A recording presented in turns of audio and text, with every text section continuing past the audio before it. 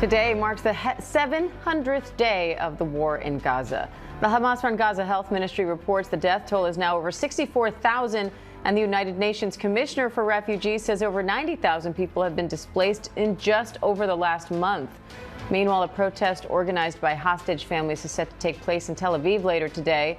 Demonstrators are calling for an end to the war and the return of the remaining 48 hostages. All of this as the IDF now says it controls 40% of Gaza City. Video shows strikes in a high-rise there that Israeli officials claim belonged to Hamas.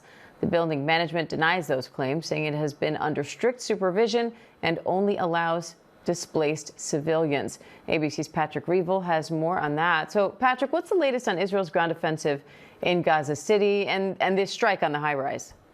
Hi, Dan. Yeah, Israel's defense minister today posted on X saying that the gates of hell will be opened onto Gaza as this offensive goes ahead. And then to illustrate his point, he posted a video of this strike that you've been talking about, which brought down a multi-story building, at least 2 missiles leveling the building. The building was located in a group of tents where tens of thousands of people who've already been displaced have been sheltering. As you say, Israel saying that it belonged to Hamas, but the housing association in the area saying that it had been home to displaced people. Israel issuing evacuation orders there and ordering generally Palestinians to flee Gaza City as it continues to move ahead with this ground operation. The first phase of it has already begun, but there are 1 million people inside Gaza City right now. Most of them so far have refused to flee, but as bombing has intensified over the last few days, thousands of people have begun starting to have to move again just because they cannot stay in those areas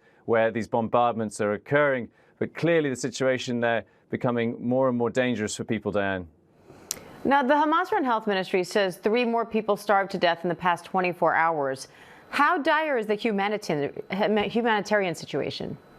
Yeah, Dan, I mean, very, very dire. As you say, 3 more people, according to Gaza health authorities, died of malnutrition and starvation overnight. That brings the total since the start of the war to 376, including 137 children. Now, in mid-August, the IPC, this UN-backed group of experts that monitors global hunger, declared that famine had officially been confirmed in Gaza. They say that over 500,000 people are already in famine conditions, and they say that in the next 2 weeks or so, they expect that to become 600,000.